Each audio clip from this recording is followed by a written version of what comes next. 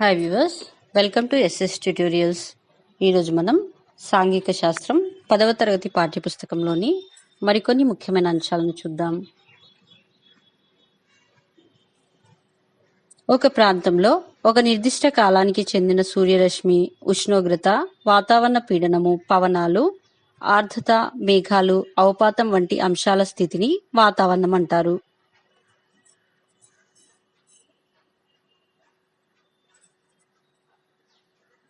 సాధారణంగా ఒక విశాలమైన ప్రాంతంలో 30 లేక అంతకన్నా ఎక్కువ సంవత్సరాల పాటు ఒకే మాదిరి కనిపించేలా ఉన్న వాతావరణ పరిస్థితులను శీతోష్ణ స్థితి అంటారు.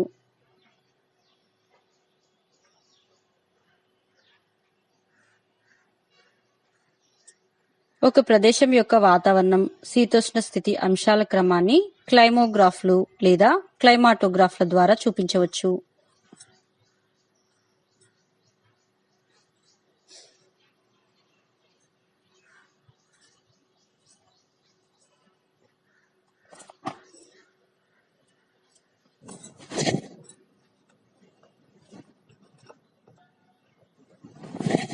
ఒక ప్రదేశం యొక్క నెలవారీ సగటు, అత్యధిక ఉష్ణోగ్రతలు, అత్యల్ప ఉష్ణోగ్రతలు, వర్షపాతాలను క్లైమోగ్రాఫ్లు సూచిస్తాయి. శీతోష్ణ స్థితిని ప్రభావితం చేసే అంశాలను శీతోష్ణ స్థితి కారకాలు అంటారు. అవి 1. అక్షాంశం లేదా భూమధ్య రేఖ నుంచి దూరం, 2. భూమికి నీటికి గల సంబంధం, 3. భౌగోళిక స్వరూపం, 4. ఉపరితల గాలి ప్రసరణ.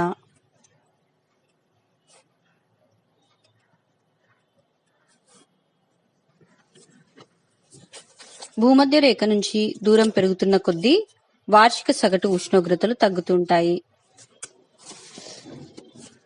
అక్షాంశాన్ని బట్టి ఉష్ణోగ్రత తీవ్రత ఆధారపడి ఉంటుంది. భూమి ఉపరితలం పైన ఉష్ణోగ్రత ఆ ప్రాంతంలోని సూర్యకిరణాల నుండి వచ్చే వేడిమి మీద ఆధారపడి ఉంటుంది. భూమధ్య రేఖ నుండి ధృవాల వైపుకు వెళ్తున్న కొద్దీ సగటు వార్షిక ఉష్ణోగ్రతలు తగ్గుతూ ఉంటాయి.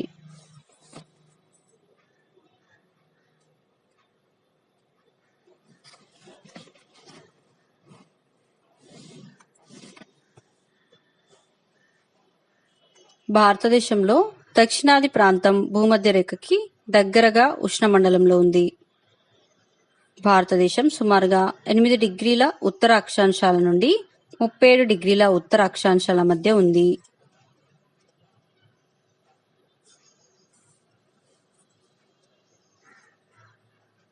భారతదేశాన్ని కర్కట రేఖ ఇంచుమించు 2 సమభాగాలుగా చేస్తుంది. కర్కట రేఖకు దక్షిణ ప్రాంతం ఉష్ణమండలంలో ఉంది. కర్కట రేఖకు ఉత్తర ప్రాంతం సమశీతోష్ణ మండలంలో ఉంది.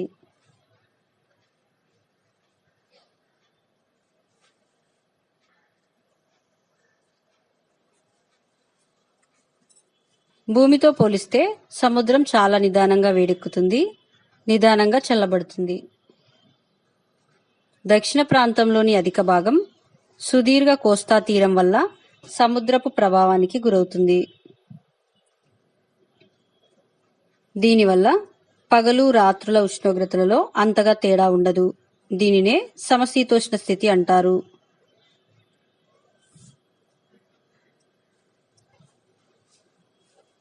సముద్ర మట్టం నుంచి ఎత్తుకు వెళ్తున్న కొద్దీ ఉష్ణోగ్రతలు తగ్గుతాయి.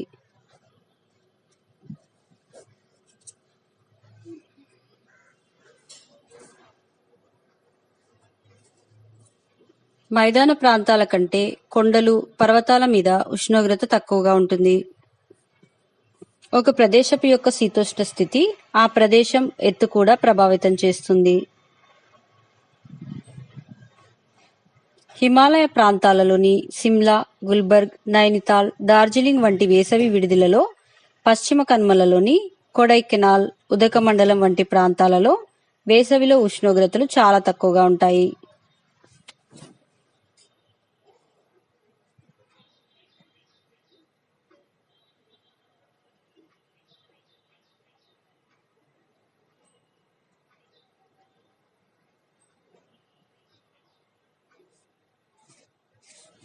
ఉత్తరార్ధగోళంలో ఉప ఆయన రేఖ అధిక పీడనం వల్ల శాశ్వత పవనాలు ఏర్పడతాయి. ఇవి భూమధ్య రేఖ వద్ద ఉండే అల్పపీడన ప్రాంతం వైపు పశ్చిమంగా పయనిస్తాయి. వీటిని వ్యాపార పవనాలంటారు. వ్యాపార పవనాలను ఇంగ్లీష్లో ట్రేడ్ విండ్స్ అంటారు. ట్రేడ్ అన్న జర్మన్ పదానికి ట్రాక్ అని అర్థం.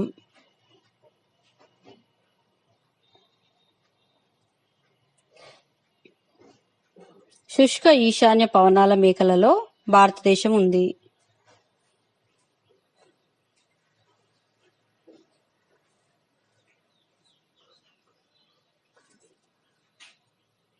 భారతదేశ శీతోష్ణ స్థితి ఉపరితల వాయు ప్రవాహాల వల్ల కూడా ప్రభావితం అవుతుంది. ఈ ప్రవాహాలను జెట్ ప్రవాహాలు అంటారు. జెట్ ప్రవాహాలు నేల నుంచి 12,000 మీటర్ల ఎత్తులో సన్నటి మేఖలలో వేగంగా ప్రవహిస్తాయి.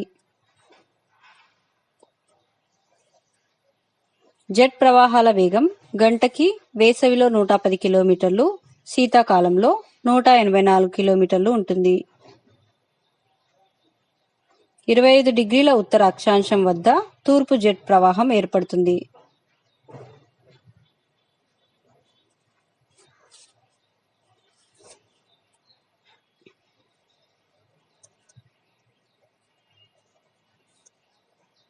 భారతదేశ కాలాలు.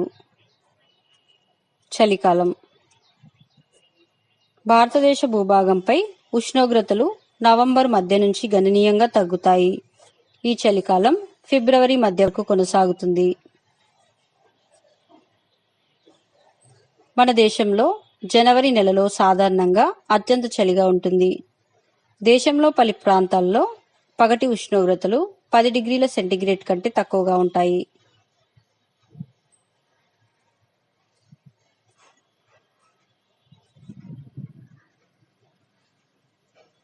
శీతాకాలంలో నిర్మలమైన ఆకాశం, గాలిలో తక్కువ తేమ శాతం, చల్లటి గాలులతో వాతావరణం ఆహ్లాదకరంగా ఉంటుంది. పశ్చిమ విక్షోభాలు అనగా మధ్యధరా సముద్రం నుంచి వచ్చే తుఫాను వాయుగుండాలు.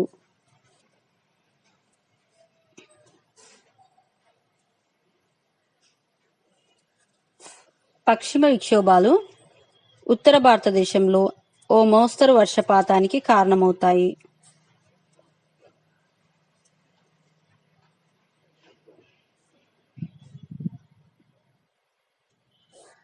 సాధారణంగా రబీ కాలంలో సాగు చేసే గోధుమ పంటకు ఈ వర్షం ఎంతో ఉపయోగకరంగా ఉంటుంది.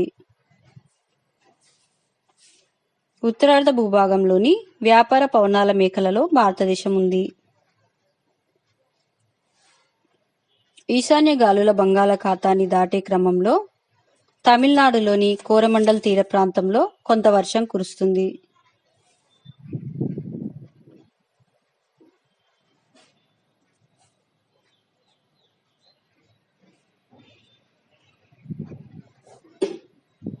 వేసవికాలం. ఉత్తర భారతదేశ మైదానాలలో గరిష్ట ఉష్ణోగ్రతలు ఏప్రిల్ నుండి క్రమేపీ 37 డిగ్రీల సెంటీగ్రేడ్ దాటుతాయి. మే నెలలో వాయువ్య మైదానంలోను, మధ్య భారతంలోను పగటి ఉష్ణోగ్రతలు 41 డిగ్రీల నుండి 42 డిగ్రీల సెంటీగ్రేడ్లు నమోదవుతాయి.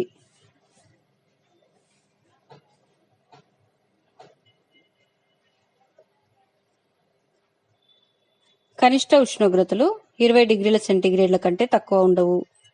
వేసవి కాలంలో ఉత్తరాది మైదానాలలో పొడిగా వేడిగా ఉండే స్థానిక పవనాలను లూ పవనాలు అంటారు.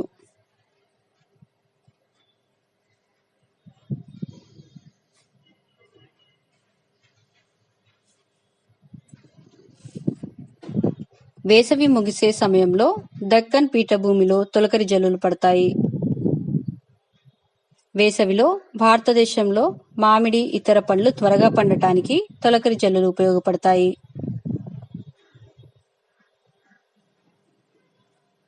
తొలకరి జల్లులను తెలంగాణ మరియు ఆంధ్రప్రదేశ్లలో స్థానికంగా మామిడి జల్లులు అంటారు. గాలుల దిశ మారడాన్ని అరబ్ వర్తకులు మాన్సూన్ అని పేరు పెట్టారు. వీటిని మనం ఋతుపవనాలు అని పిలుస్తాం.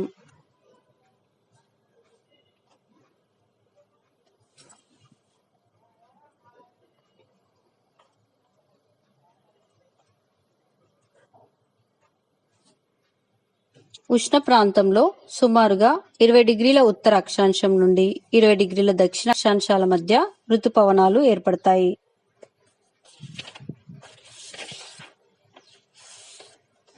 భారతదేశంలో అత్యధిక వర్షపాతం నైరుతి ఋతుపవన కాలంలో సంభవిస్తుంది.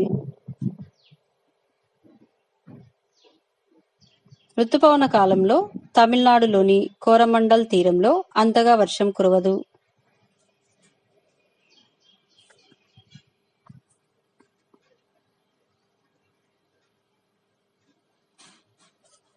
తిరోగమన ఋతుపవనాల సమయంలో ఆకాశం నిర్మలంగా ఉండటమే కాక ఉష్ణోగ్రతలు పెరుగుతుంటాయి. నేల తేమగా ఉంటుంది. అధిక ఉష్ణోగ్రత, గాలిలో అధిక తేమ కారణంగా వాతావరణం చాలా ఉక్కపోతగా ఉంటుంది. దీనిని సాధారణంగా అక్టోబర్ వేడిమి అంటారు. కోరమండల్ ప్రాంతంలో అధిక శాతం వర్షం, తుఫానులు, వాయుగుండాల వల్ల సంభవిస్తుంది.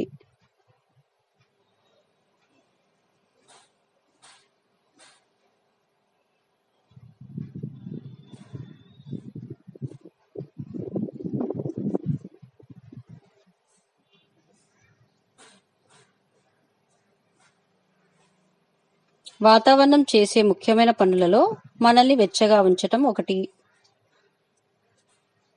భూమిని చేరుకునే సౌరశక్తి అంతా తిరిగి రోదసీలోకి వికిరణం చెందకుండా వాతావరణం కొంత శక్తిని ఉంచుతుంది. దీనినే హరిత గృహ ప్రభావం అంటాము.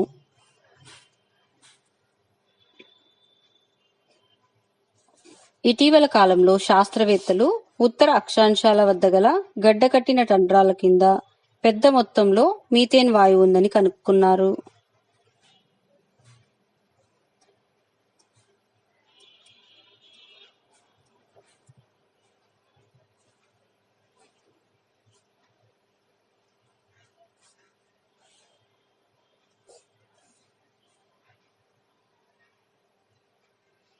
భూగోళ ఉష్ణోగ్రతలు పెరుగుతున్న కొద్దీ టండ్రాలలో గడ్డకట్టిన మంచు మరింతగా కరిగి ఫలితంగా మంచు కింద ఉన్న మీథేన్ వాతావరణంలోకి విడుదలవుతుంది. దానివలన భూమి మరింత వేడెక్కుతుంది.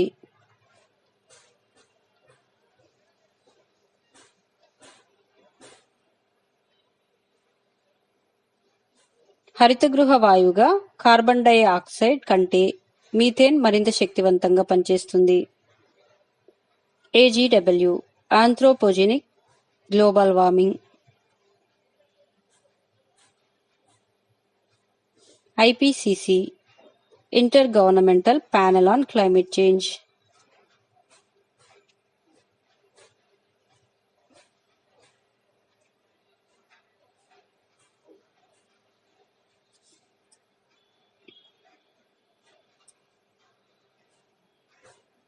హరితగృహ వాయువుల ఉద్గారాలను అన్ని దేశాలలో తగ్గించడానికి ప్రపంచ దేశాల మధ్య అంతర ప్రభుత్వ సంఘంను ఏర్పాటు చేశారు. 2013లో పోలాండ్లోని వార్సాలో ప్రపంచ దేశాల మధ్య అంతర ప్రభుత్వ సంఘం యొక్క సమావేశం జరిగింది.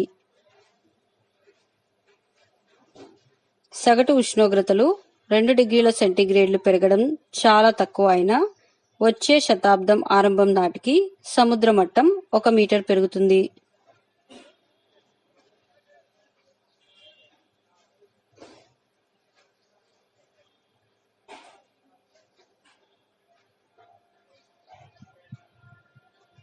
ఐలా పెను తుఫాన్ కారణంగా 2009లో సుందర్బాన్ ప్రాంతం అతలాకుతలం కావడంతో అక్కడి సుమారు 200 కుటుంబాలు కోల్కతాలోని నోనాడం ప్రాంతంనకు వలస వచ్చారు. కోల్కతా నగరపాలక సంస్థ వీరిని ఖాళీ చేయించడానికి ప్రయత్నించింది.